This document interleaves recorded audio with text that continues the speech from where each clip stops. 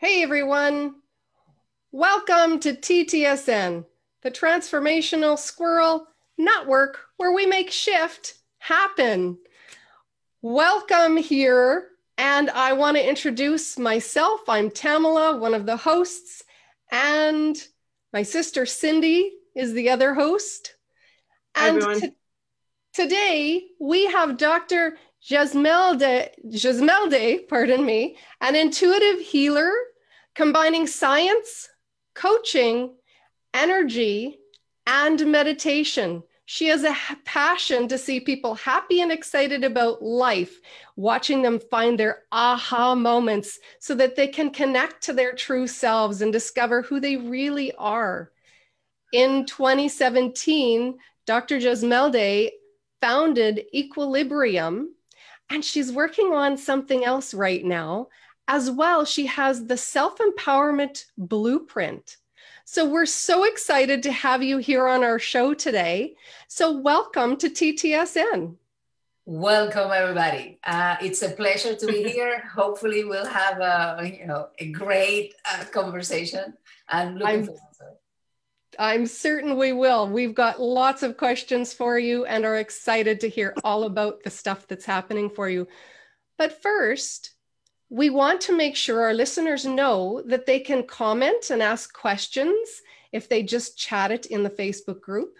And we will try to get through as many of those questions as we can. But we want to know, to start out with, you have many years of knowledge in science. You've got a PhD in science. You've also got a lot of other science education background. And then you did a little shift into energy. I want to hear about that story. That's a big shift from science, educational science, into energy work. So please walk us through that.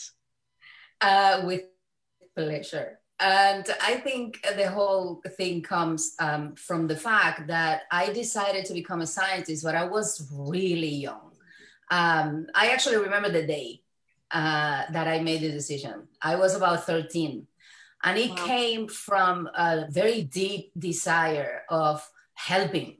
I was born with this compulsion of seeing people happy and do things for others.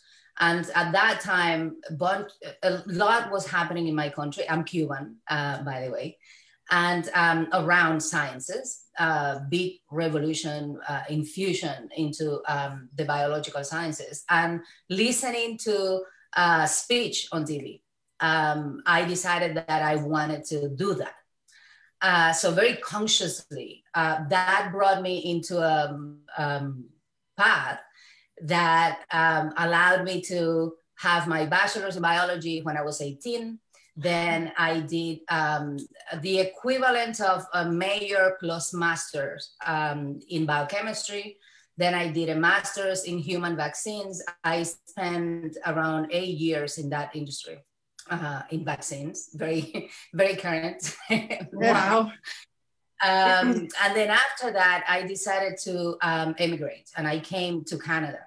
And because it was very hard to get any kind of job in industry at that time, I decided to go back to university. And it was a bit of a change from biochemistry sciences into neuroscience, which is what I did my PhD in. And I used to say, like, my boss loved me so much that he created a job for me. So I stayed in that field here in Canada 15 years between the training and working. And at the end of that, period of my life, I was already a research manager in one of the research laboratories of the University of Ottawa, the Faculty of Medicine, working things that were related to Parkinson's, stroke, and neuronal development on some levels. So that was a chunk of my life. Like, we're talking about 30 years. Yes. And in science, I was quite successful, right? Like, not only because I accumulated credits, but because I actually used them. and was pretty well recognized for it. But all of that, as good as my professional life appeared, it brought me to a place where I was, depressed. I managed to accumulate 3 divorces. I was suffering from about 5 chronic illnesses. And I remember breaking down every time in my MD office, every time I could go to my general practitioner. And the answer could be the same always. I mean, no answer. The comment could be, too much stress or too much, happening in your life. And I got so frustrated. And so one day I remember kind of waking up and saying, I'm done. I'm done with being sick and tired. I'm done with being sad. I'm done with that. Something is happening. And if I knew there was something that I knew how to do very, very well, was to making a decision and focusing and making things happen that way. And I'm a firm believer that when you commit to something at that level, magic happens. Things started showing up. And that's exactly what happened to me. Alternatives started showing up. And energy work found me. It wasn't the other way around. I was discovered like the singers in YouTube. And I was fortunate enough that the master that trained me into my first modality did it for free. Like she said, no, the energy is calling you, so I'm doing it for you. And so that was at a speed of light. I actually went through a lot of training. And one of the things that I did early on was start meditating. And that was a game changer. Very soon after that, I had this realization one day that I had always been a healer my whole life. So I can remember doing things that were related to healing since I was 5 or so. So that was a big moment for me. And after that, I started being guided all over the place. You need to do something with this. And it was the big change was actually on mindset, on learning how to let go of the beliefs that I needed to honor everything that I have built instead of honoring my own path. Mm-hmm. Right? And the day that shift happened, that was easy. I left, I registered the practice. I started seeing people part-time. I started developing my own, modality, to say it somehow. I always tell people there are as many modalities out there as healers there are. So I developed my own thing. And then at the end of 2018, I did the transition. I left science behind the way I had been practicing and started doing this full time. And it has been an adventure. Every day is a new day, right? Definitely. Absolutely. A new day, a new energy, a new everything, new feeling. Yes. That's wonderful. Wow. That is a lot. Like you to switch from the science mind and knowing all of that background and all of that, just that knowledge of science, right? And switching that to where you are now. Can you tell us a little bit about how, what you found for neuroscience and how it is tying into the energy work? Like, I don't know, it wouldn't be easy to sum that up, but is there something you can say towards that? Sure. I always tell people, like, actually, it was the one of the first things that I put out there when I started doing this full time, was that there is science, a lot of it. The change was more in my head, not in the fact that I left science behind. I never did that. There is a lot of science behind what I do. And in the specific case of what you're asking me, which is the neuroscience part of it, there is staggering amount of scientific evidence out there about the power that what we think, the way we think, affect our health in general.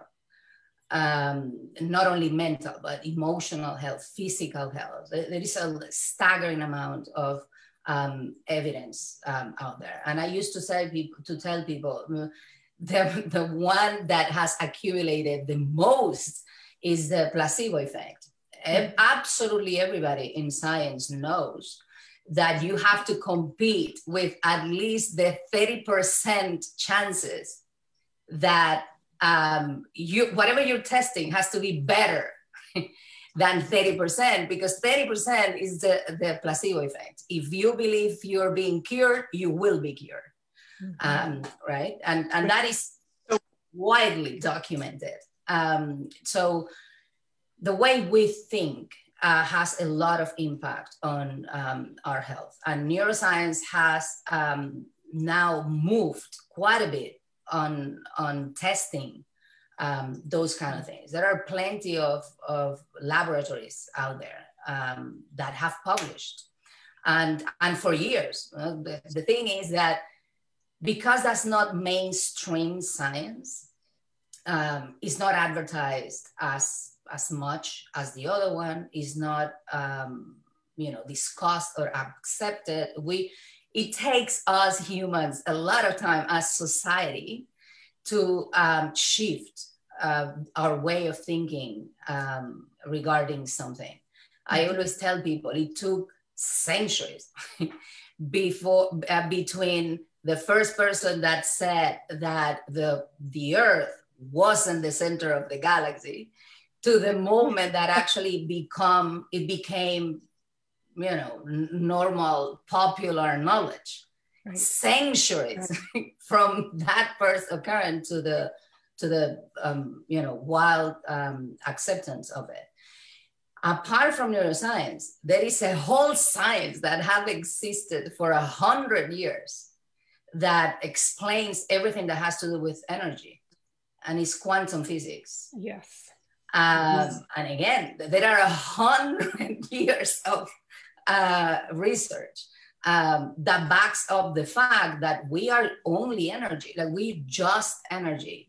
And as the power that being the observer of our own experience gives us, we can create the reality that we live. And part of that reality is your health, which is one of the biggest things that I work with my clients when they come to me from that position, like when they are suffering from an illness of any kind.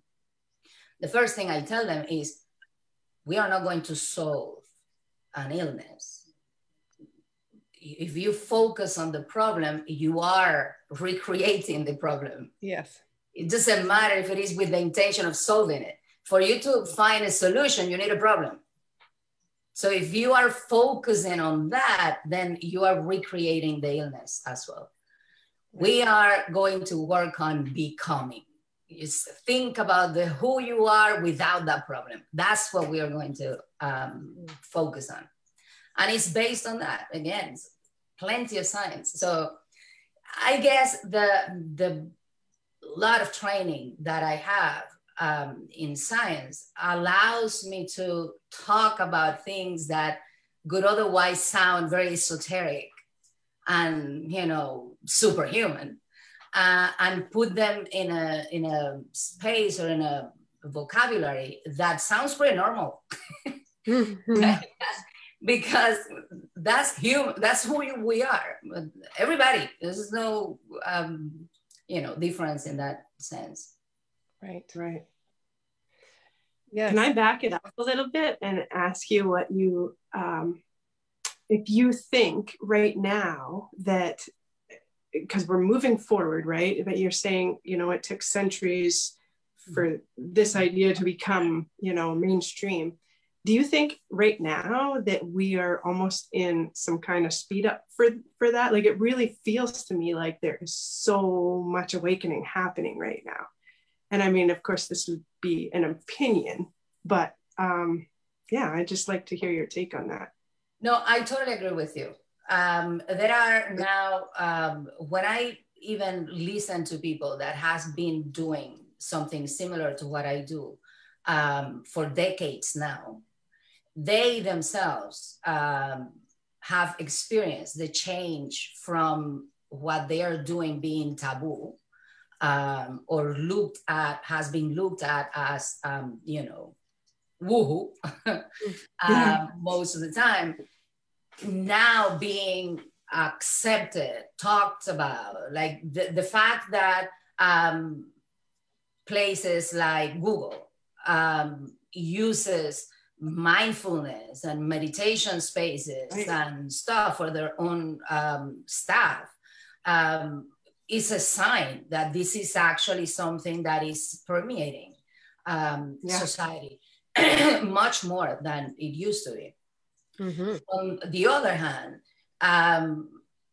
there is, for people that are experiencing the transformation, there is an openness now. There are places where they can go and mainstream. Like before we started the interview, Tamara was mentioning Joe Dispenza, and he's not the only one. There are plenty of big science guys out there that are advocating for spiritual development, personal development, and backing all that with the science that they have. So I'm not unique on that, you know, department. Mm-hmm. So the change is happening, and it's happening. There are, I don't know if you guys are familiar with it, but Gaia TV, it's something that used to be watched by only, I don't know, a couple of hundred people, and now it's huge. It has a lot of shows, there's a lot of knowledge there, and most of it backed by science or evidence behind it. So yes, there is definitely a transformation happening everywhere. Yes. Yeah. So if you're feeling it out there, it's okay. Yeah, absolutely. Because I mean, I know when Tamala and I first delved into energy work, it was around the same time. You know, we've been together on this journey for a long time, and I mean, it was a long time ago, and you felt so alone. You know, alone. It really did. And you know, we were traveling long plate. You know, driving for hours in order to see people or whatever. Yes. And now, you know, it's in your backyard. It's everywhere you go, and it's beautiful and it's wonderful. I think that's fantastic. Now people and actually need. Yes, sorry. Go ahead. There is something that popped into my head now, out of my own experience, right? When I decided to do the shift, to leave the university and start doing this full time, I remember there was a period of time where everybody knew there were changes at the university, and my whole lab was moving to Calgary. And so people started asking me all over the faculty, what are you doing? Are you going to Calgary? Are you are you going to a different lab? Da, da, da. And I remember that at that time, I was so comfortable with the decision that I had made that I would pull out my card right away and tell them right in the middle of the faculty of medicine, okay? I would tell them, no, this is what I'm doing. I've been, you know, doing this transformation. I'm seeing people, da, da, da. And out of the many people I did that with, not one looked at me weird. All of them, from professors to students. Like actually, a few of them started talking with me about the possibility of creating a workshop for the faculty, or a few of them came to see me in my practice. So there was zero rejection to what I was doing. Wow, to many of them. I know. I mean, and the more interesting part of that story is that I didn't realize what I was doing until after the fact that I look back at what was happening. I said, wow. Yeah. Two reasons. One, I was more comfortable handing out my card as a healer that I ever was handing out my card as a scientist. That was something that hit me. And the other thing is that for everybody that I could say it, it could sound like a no-brainer, like a great move. Great. I love it. I'm interested. I'm dabble. I'm curious. I mean, I got all those things. Never, and are you crazy? I never got that one. That is fantastic. But you know, like you say, you put it out there and they embraced it, right? Doesn't that speak a little bit to the morphogenetic field? Like when we speak it, or when we allow our thoughts to be open, that it gives the opportunity to others to be open as well, right? And it brings other people in to where we're thinking. So the more people Definitely. Are talking about it and thinking about it and using these healing modalities, the more open it's allowing other people to be open-minded and open to coming out and saying, yeah, you know what, I believe that too. I know that to be true. And so I want to do that as well. So good for you for doing that in the scientific community, because wow, what a brave thing to do. It didn't feel that way. I mean, and that speaks to what I was going to comment about what you just said. Yes, there is definitely this, you know, how do you call that? The waves, the expansion waves, the something effect. I'm missing that word. That happens when you introduce some kind of change that way into people, ripple effects. Thank you very much.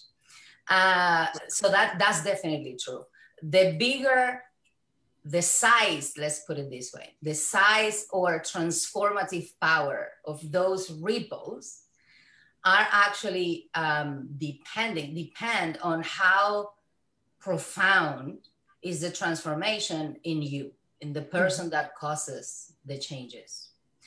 And because of that, I'm all about self-empowerment from the point of view of you becoming, of you stepping fully into who you really are. And that brings me to the comment that I said, that it didn't feel brave to me, because it didn't feel like I was doing it bracing a fear. I didn't have the fear anymore when I made the decision. It was coming from a place where there is no other alternative. Mm-hmm. And that's my path. I have no idea. And let's put it into perspective. I was leaving behind a reputation, a stability, a job, a security to start something that I had zero idea if it would work or not. There was zero warranties. I didn't know how I could pay the rent. Okay, no idea. I was starting from zero, never done any business like anything. But still, it felt like whatever, like the universe will provide, because it feels so right that it has to happen. So I better just jump into it. When the transformation happens at those levels, then you not only create space for people to transform, you're actually an agent of transformation yourself. Mm-hmm. It's, you know, if they weren't thinking about it before, they start thinking it after that. Right. Right. Yeah, no doubt. Yes. And a lot of times. So you've actually created, oh, go ahead, Tam. I was just going to say, a lot of times they are not aware of the options that are out there, right? A lot of times that's what they need, is they need to show somebody that there are options out there so that they can transform and they can embrace what they weren't aware of before. Yeah, exactly. So true. Yes. So you founded EQUALLIBRIUM, it's called, in 2017. I think our audience would love to hear about that. Mm-hmm. So the name came one day watching TV.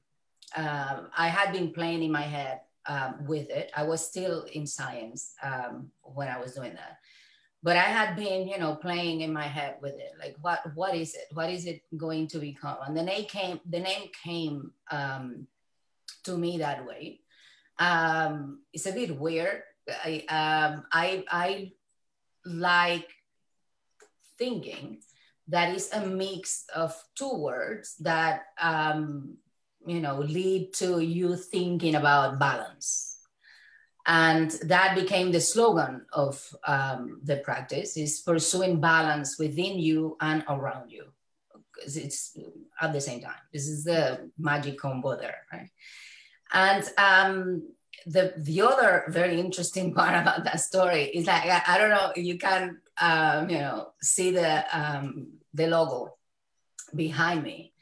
That was because during those months, almost a year and a half or so, I had been receiving information that I knew nothing about. Like, I couldn't understand. I didn't know what was happening.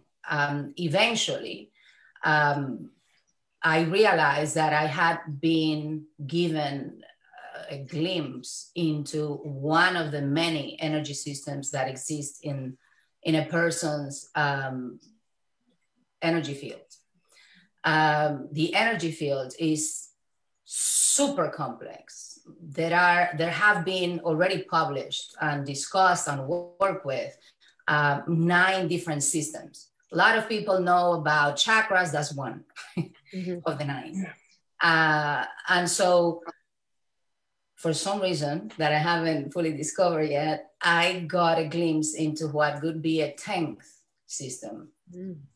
And that evolved. And I discovered what it was, what was it doing, what do I needed to do with it, what was I meant to create with it, like, and I have gotten answers here and there until it become what it is today, which is not done. I feel that there is more to come, but today all of that became is the basis of the first energy assessment that I give anybody, and also of the self-empowerment blueprint program that I have. That is, the transformation is based on that system. And so the logo reflects the elements, the components of that energy system. And that came to me again the same way, right? That vision. And it started with me giving, you know, free sessions to anybody that could want to, because being the scientist, I wanted to test what this treatment was about. I could have these sessions where I could do this one that was under development and another one that was more classic, and see what were they giving me, what was the difference, what is one doing that the other one isn't. And that's how that grew. The day I hit the 4-hour mark in that session, I realized that I need to separate it. Like, it had already become no doubt, you know, 4 hours is a lot. Yes, a thing of its own, right? And so, yeah, that the practice then now, everything I do, I like saying I'm an intuitive healer. I have trained in several modalities of healing. I have experienced even more of them. But when I am with a client in a session, there is no protocol. What I do doesn't come out of my head as much as I trained it. I just channel it. Is the person in front of me or virtually, it doesn't matter, the person I'm connected to is the person that pulls things through me. Let's put it that way. So whatever you need, I have yet to have 2 sessions that are the same, not even for the same person. And that's probably why I mix so many things. And anything can happen in a session. And so Equilibrium became a lot, not only about what I was doing with my clients, but about what it has done for me as a healer. It has been the space, the opportunity. I don't know why I'm getting emotional. That's okay. But it has created the opportunities, the space, for me to grow. So every client or person I interact with, I always at the end feel privileged, because it's always a two-way street. I always discover things about myself, about what can happen through me, and about how that changes me and the person in front of me with every single session. And now beyond the practice, into what I'm doing now, apart from the practice, because the practice is still that. Right? But I have that signature program that I mentioned before. It's an entity on its own, and I have seen it grow and develop. I have allowed myself to channel. When my clients say, "My God, thank you for doing what you're doing, for saying it that way, or for helping me, whatever," I said, you know what? The only credit I take is that I showed up, that I took action on what I was being given. Because whatever happens with each person, I didn't design it. I don't see it that way. So I saw things develop in front of me, and eventually I discovered what they were good for. Yes. That's how it had happened. When you were getting, I'm going to call them downloads, were you in a meditative state when that was occurring? Not always, no, by far. Most of the times, no. And my clients now, they laugh because I tell them that I have a walkie-talkie. Right? It's like, now it's easy. Now it flows, right? And I, love it when I see that they start developing the same capacity, right? When they get there. But it's a constant connection. I always tell them, don't condition it.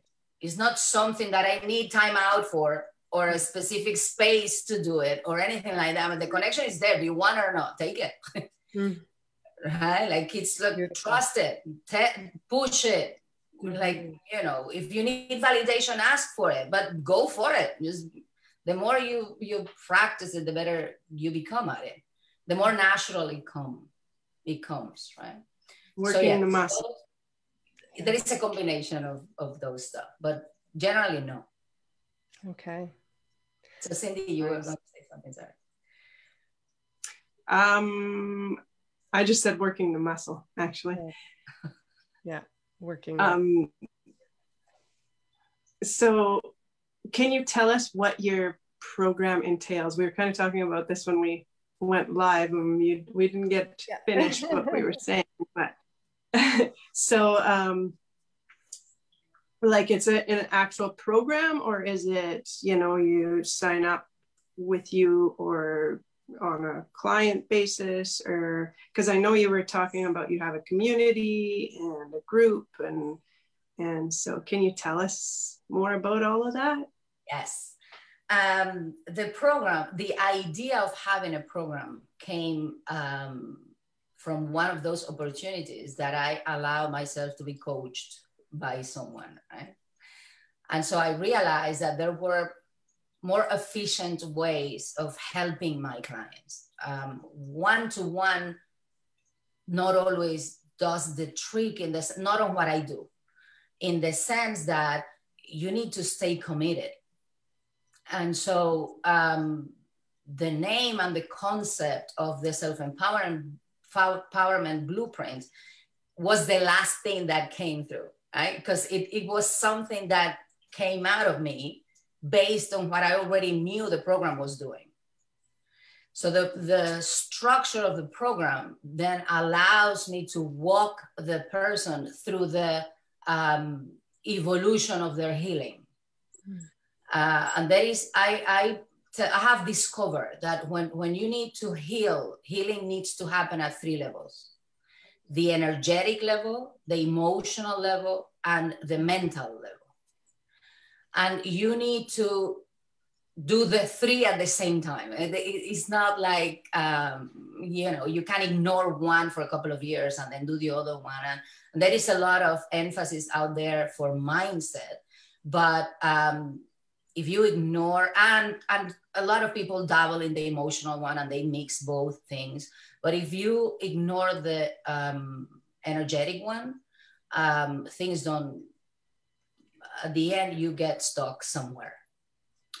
And so the program was designed in a way that there is a first part of it where you learn how to interact with your own energy field and untangle it. You learn how to expand, how to gain an awareness of what does it take for you to breathe properly, for you to distress yourself, your physical body, your mental, your emotional body. So that's the first part of it, where you create space to move everything that you need to move. But when you need to heal, flow needs to happen. You need to be energetically fluid in order to be able to clear and replace everything that you're healing. To have the emotional stamina to go through what healing entitles after that. So that the first part of the program is about that. It's about the things that I said. Just trust. Don't think, don't like, it doesn't matter. Just do it. Repeat it. And until you get to a place that you feel the change. You feel better, you feel different, you see different, you act differently, only for that, right? Energy. And then we start going through the components of that system that I mentioned to you guys about. And one by one, they have different impacts in your life. They represent or work with different aspects of your life. So we walk through your emotional life, and there's a lot to do there. That's about 2 weeks. And then we walk into what intentionality is. And that is another of the elements of that energy system. And then we walk into who am I? And what has been holding me back? And how do I discover what that is? And that week we do a lot of childhood healing. Because I always tell people, I don't believe in personalities. I don't believe in categories. Everybody's unique, relevant, important, necessary. You're here for something. Let's discover what that is. Everything else is there as a defense mechanism for things that happened, as things you have put yourself into as a reaction of things that have happened to you. The true you is under the pile of all of that. If we start working in all of that, you will discover, it's like it happened to me, right? Like one day you wake up and say, oh my God, here am I. I am, right? So that's what we do. And you discover what that entitles in that component. And then we walk into the now let's learn to love your human at a physical level. And there is a lot of people that talk about being of service and doing spiritual work and, you know, giving that message. And people don't follow them or don't understand them or don't relate with them. And I have realized that that is because your relay has to come from your human. You have to be human. You have to embrace your humanity. Love you with your body and everything that entitles, the missteps and everything. Just love the heck out of you and your history and everything, right? So we learn to do that. And that, again, it's a lot of shifting that happens along the way. And then the last one is a massive block in the program where we go full on mindset shift, something that had been happening from the very beginning. But then now you start putting a language to it. It's a shift from the Newtonian philosophy to the quantum philosophy. How does that mean in my life? How like this? Let's go for the big one. It's not about fixing something and being okay. It's about being amazing. Right. And so that the program walks them, and it's very intense. Like we have constant communication. There is a lot of accountability happening. There is homework to be done, conversations with me. We meet twice a week. And that is something that is magical in the program. Again, channel. That is one of those sessions. I guide everybody in the program to connect as a group and under the intention of somebody that virtually stands in the middle. You learn to heal others with an intention. And the person in the middle learns to receive from experiential point of view. It's not me giving you a speech. It's you experiencing what is it to open up, to accept the help, the connection, the magic that all that brings. And it's that session what has accelerated the transformation of my clients, like 4 or 5 times compared to doing only one-on-one sessions.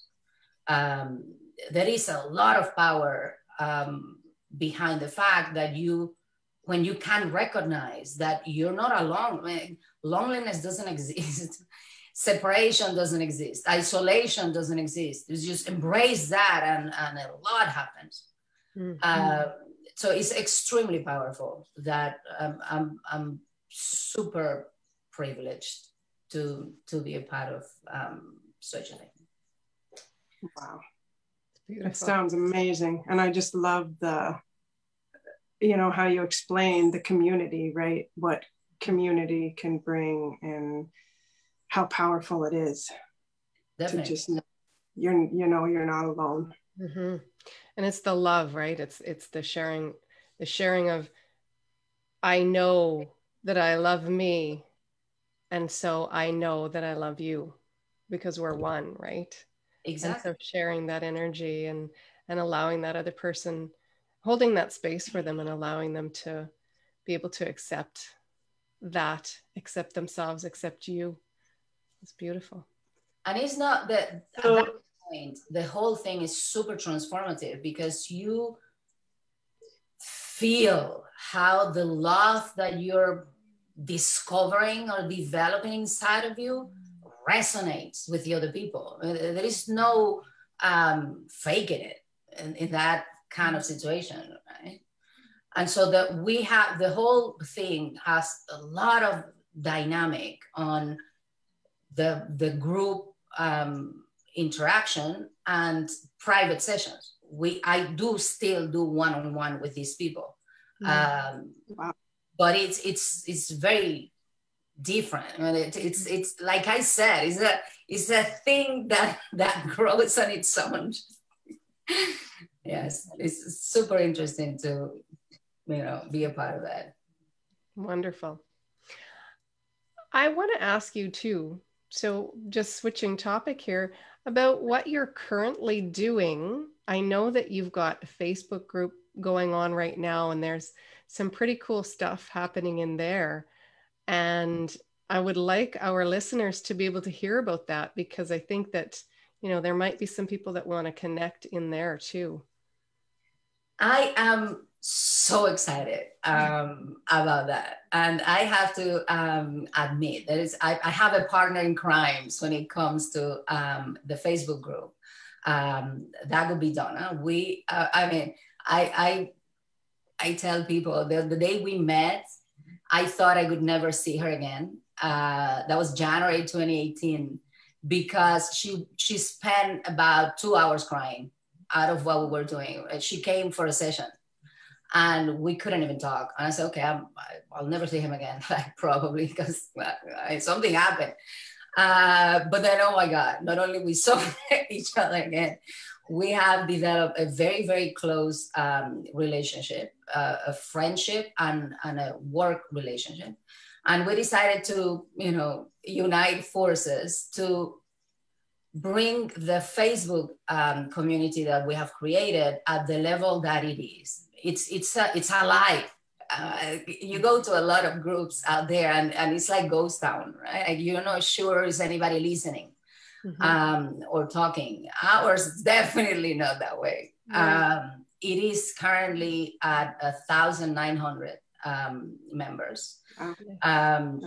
And we engage constantly. It's all about discover, like poking. It can be about what's your favorite movie in 1 hour, and 2 hours after that, we will be talking about what childhood is for you. Is it a good thing or a bad thing? Does it make you cry, smile, or? And so it's all about that. And that has allowed us to do something that I had wanted to do for a very long time and didn't know how to, which was to interact with as many people as possible, not as intense as the program is. Not everybody's ready for that level of engagement, for that level of healing.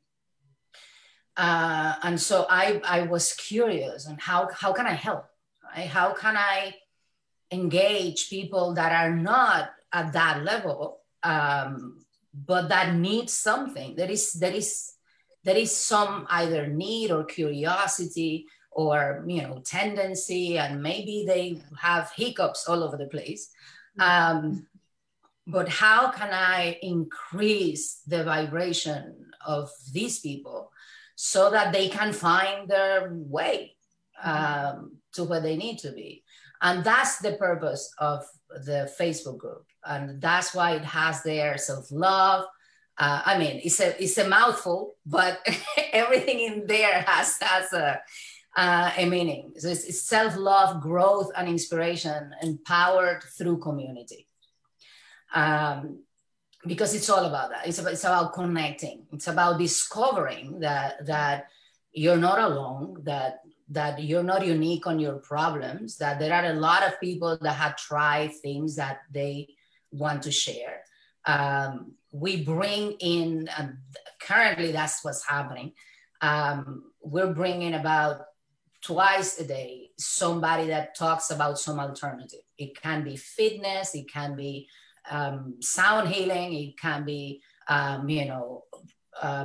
oils, essential oils, whatever it is, anything and everything that could allow you to find your footing, to help you along. And then the intention is for us to also share everything we've learned in a more structured way. So I love it. I love it. A couple of days ago, a friend that is also an entrepreneur, she was asking me, but it does feels like it's a lot of work. How can you manage, right, with everything that the program, the clients, the thing, the house, the husband, the son, the thing, like, how do you do it? And I just stop and I look at her. I say, well, if it feels to you like it is work, it can be done. It's not gonna work. The only reason it works for us is because we're pulled to it. Right. It matters to us what people are saying. It's important, the questions we put out there. There is a sense to it, like what's happening. So that is probably what makes the engagement so high. It does feel like we develop relationship with people. And as massive as the group is, people do come with their vulnerabilities. They do share when it's, appropriate or is asked for. So yeah, we're extremely committed to it and very, very happy with what's happening in the group. Yeah. So everybody's invited. Yes, absolutely. And we'll put the link down in our comments underneath afterwards as well. Awesome. Perfect. Was there anything else that you would like our listeners to know at this point? You're already ready. You're already ready. You already have everything you need inside of you. It's just a matter of one deciding that you want to discover what that is, and then allowing yourself to get out of your comfort zone and take action. Just trust that you are going to, but you have it. You're special, beautiful, and worthy. Excellent. Okay, well, we've come to the point in our show where I'm going to ask you some squirrel shots. Okay, here we go. Okay, are you ready? I don't know, but go ahead. We'll go ahead. What is the strangest thing that you have ever eaten? I'm I don't know, Brussels sprouts. What's your favorite hobby? Reading. Where would you go if you were invisible? Oh my God. I just the same places I could if not being invisible. Like just anywhere. All right. What's your favorite beverage? Water. Definitely, by far. What would you do if you won $1 million? Oh my God. Spread as much joy and transformation as I could be able of. Perfect. Yeah. What do you think of when I say the word fruit? Mangoes. Oh, I love them. One item you couldn't live without. Oh my God, smiling. Ah. Yes, happiness. What is your greatest achievement? I think myself, accepting that that is way more what I don't know than what I do, and being open to learn every second. Perfect. What's the last spontaneous thing that you did? The last spontaneous thing? This. Love it. Awesome. What's the best thing that you can think of about growing older? Okay, that makes me so excited. I always tell people, yeah, okay, biologically, I know we can live 120 years. Imagine when you put your mind into it. So, oh my God, there is so much that I can do. Yes. So. Yes, because you're still very, very young. So it's like there's so many more years to cover. Wonderful. Now, Cindy has one last question that we're going to ask. If you could climb to the highest mountain and the whole world could hear you, what would you say?